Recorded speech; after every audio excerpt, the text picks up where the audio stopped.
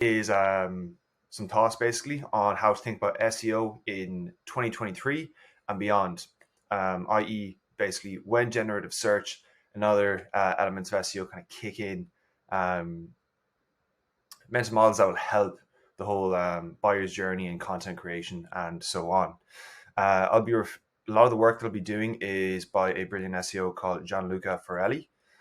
He's got some presentations on this. They're several hours long. I've tried to condense it into a brief video. So he talks a lot about basically there's this concept of the messy middle, and this basically is the evolution of where the buyer's journey is headed. Well, exists now and is the trajectory that is headed in 2023 and beyond.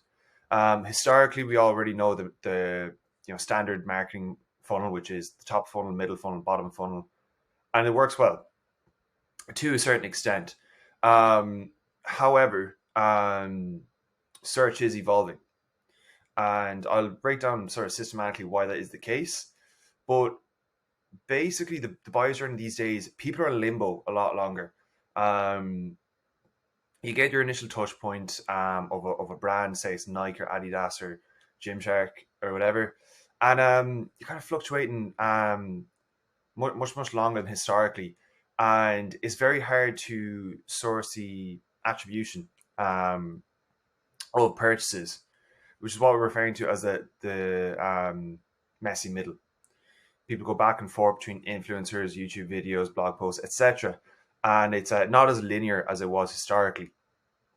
People get their triggers, they find the initial touch point, the quote unquote top of funnel often, and then they start going down that rabbit hole that we all know, be it down forums, influencers, YouTube, etc. And they're constantly yo-yoing between exploration and evaluation. And eventually, when they get a bit of experience of it, that's tangible enough, they may make a purchase. But the point being here is you got this feedback loop where if you're yo-yoing between the two of them, and it's very easy for them to get stuck in the messy middle. Basically, as I said, it's when they're bouncing between, do I try it? What does it look like for someone else? Etc. etc. It's complex and unpredictable because there's just so many potential variables. And this is actually directly tied to where search is going, using Google as a proxy. If we end up going, if Bing, for example, increases in popularity in the future, it's going to be the same core concept for very, very logical reasons. Ultimately, if we think about it pragmatically, it's in the best interest of Google or any other search engine for users to be in the loop as long as possible, because their monetization method at the end of the day is ad revenue. So the more time people are spending on the search results, again, just using this as a proxy for other channels, the more likely people are to click on ads, and Google can make money. So if we look at basically how search is evolving, historically you used to have just 10 blog posts or 10 pages. And as time goes on, we've got images, we've got featured snippets, we've got people also ask, you got related questions. And the point being is the more SERP features, quote unquote, SERPs being search engine results pages, the more time you're spending actually on that search engine, the less time on a website. So this basically means more time in the loop, metaphorically, and it means less clicks as a result. However, the main thing to remember here is that that's not the full picture. The clicks are only one element of the actual search experience. So the indirect impact on traffic as a result of these is as significant as the direct. The machine is still working. That's what I want to really stress here, is even if we are looking at the search results as sort of a new website, a new homepage of their own. An example that I often give is if you look at the actor Hugh Jackman, if you type him in, you nearly get effectively a new version of a homepage for Hugh Jackman. And it's information pulled from all across the internet. I'll dial into what that actually means. But basically, it means that Google understands the entity or thing. And an entity is just a fancy way of saying person, a location, organization, or a thing. And it can pull all this information from across the internet, even if they're not directly linked, because it understands the specific features and aspects of Hugh Jackman, example, as an entity. And this is what we really want to stress for our business. So again, it's more so viewing SEO as an entire sort of a subcomponent of holistic digital marketing and sort of brand development through the medium of SEO of search engines, which I think is really where we need to be viewing things. In addition to the traditional stuff, again, all SEO really is at the end of the day, the way things are going, is just brand management through search engines. So even if you get zero-click SERPs, it's important to remember where things are in the search search journey. In this case, as I said, the messy middle. So as SEOs, what we can do is establish a strong presence for the brand, catering customers through the messy middle. I hope this makes sense. If you can visualize when you look through a search engine, even if you don't click on it, the point is, I'll get through this now. Where do we stand? I'll explain this in a few slides. But basically, this is where what's called semantic or entity-based SEO comes into play. Again, an entity is literally just a person, an organization, a place, or a thing. If you look up Nike, you'll see all this information about Nike. It's pulling that from across the internet. If you look up Sydney as a city, Google will come up with city in Australia. So really, that's what we're fleshing out simultaneously. In addition to the traditional blog posts and so on, the old school stuff, this is really where things are going. There's a saying, basically Google's leaning more towards things, not strings. And that really means basically Google's understanding what your thing is, what your business is, what your unique selling point is, what differentiates you in the market, what are the specific characteristics of what you are selling or what you're providing to the marketplace, as opposed to just being like, oh, here's a keyword with high search volume. You know, that an arbitrary third party tool has dictated as having low competition. So yeah, basically what we're doing here is, if you can, again, if you want to pause this video, you can look at, like, at a high level how Google understands, for example, Michael Schumacher and say Scuderia Ferrari. You know, there are certain characteristics that each of these things have, and you know, understands, okay, there's cars, film, you know, but basically all the different characteristics, they tie together um, to create that entity. So what we're really doing is we're feeding that information. For example, people, you know, say my name would be, okay, I'm Irish, I have an annoying accent, hopefully I'm okay at presenting things or explaining concepts. And basically all these things tie together in the same way that you'd have, say, a tree. A tree is green, has bark, located in specific types, and then you'd have specific subsections of entities. So what we're really doing is strengthening this online presence, this entity for the messy middle. So the question really is, how does this affect the business and how does it affect our strategy? How do we actually navigate it?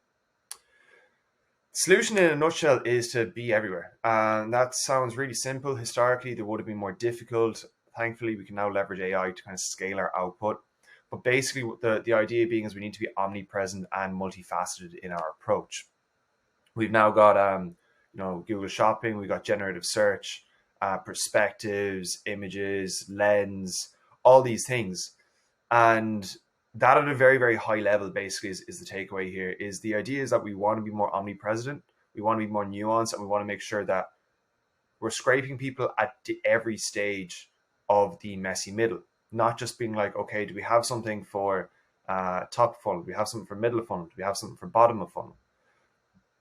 Search is going to become more multimodal. Okay. This doesn't diminish the value of any of the existing things such as blogs and so on.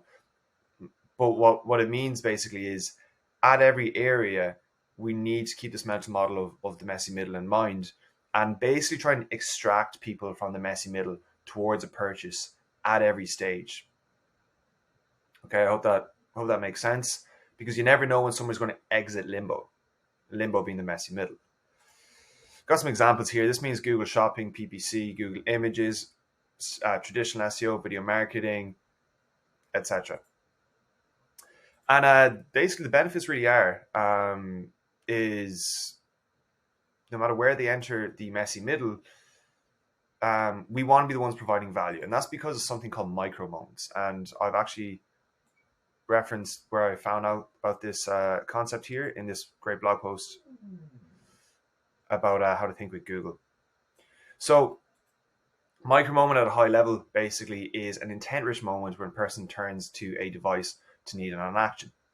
What does that mean? We've all had conversations basically where you're unsure of something, and yet your knee-jerk response is to pull out this machine over here. And it's usually, I want to know something, I want to do something, I want to go something, I want to buy something at a high level. And basically, this knee-jerk response is when people they're just acting on unconscious. And we want to be the people to serve them when they have those micro moments, when they have those knee-jerk responses, because people are attracted to brands that provide value, support to them when they needed it.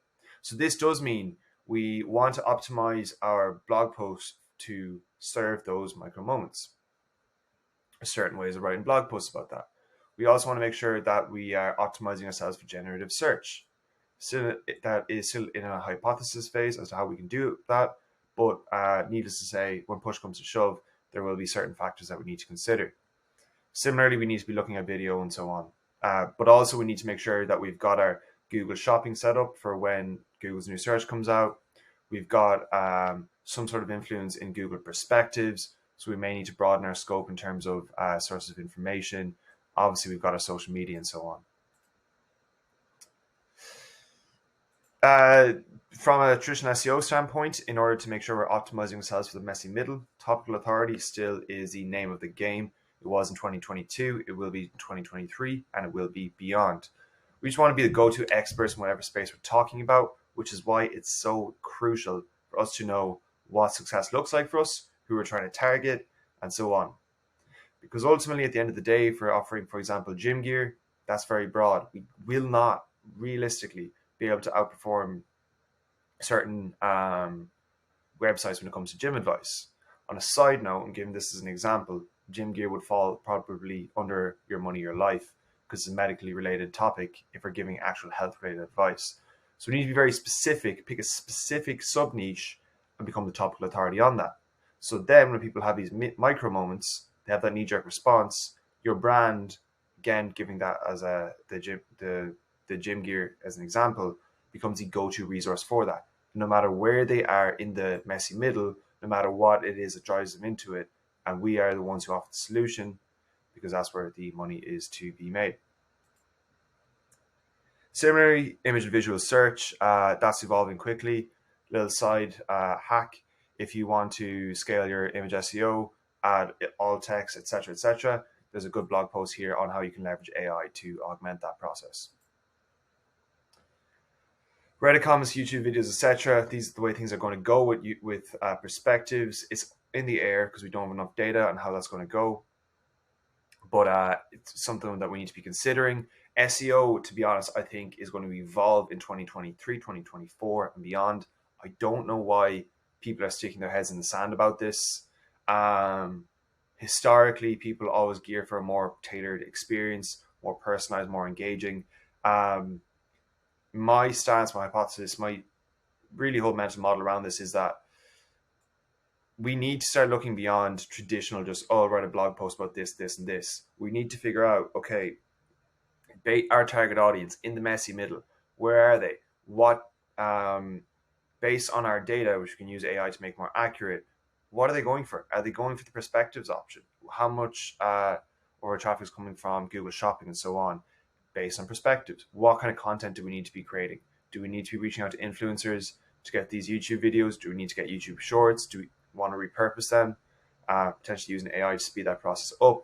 Or do we want to be more active on Reddit? Do we want to create blog posts? How do we need to structure those blog posts and so on? Again, the takeaway being that we just need to be more nuanced. That's basically it. So that's just really the high level. I've got a few resources here. I've got a slide deck that I can send out if required or requested. But the idea being basically is that at the end of the day, the messy middle is a sort of complex and multifaceted and challenging concept, but it's a massive opportunity for businesses to connect with consumers in a more meaningful way. Once you understand it, you can navigate it effectively and be basically a bit of a pioneer in that space, just because most people aren't really aware of what's going on with search. But this is it. Google, everything is to keep that search engines and Google are doing is everything they can to keep people on the search results pages. That if you look at historically how search has evolved, everything's gearing towards that. Everything, because that's how they make their money. So what we need to have is multiple touch points across every part of that process to extract them and make purchases. This applies for paid, organic, everything. Um, yeah. So as I said, if you want to learn more about Topical Authority, I have a 2-hour interview with the SEO wizard that is Taylor Kimball. He's actually got a course literally on the sole topic of leveraging AI to build topical authority. We go really into the weeds there. If you have 2 hours to kill and learn more about SEO, and additionally, these are different factors that I will most likely be creating videos about as more information comes out over time. So I hope this helps. If you're watching this from YouTube, be sure to like, comment, subscribe. Reach out to me if you have any questions about how we can do this for your business. And cheers. Hope that helps.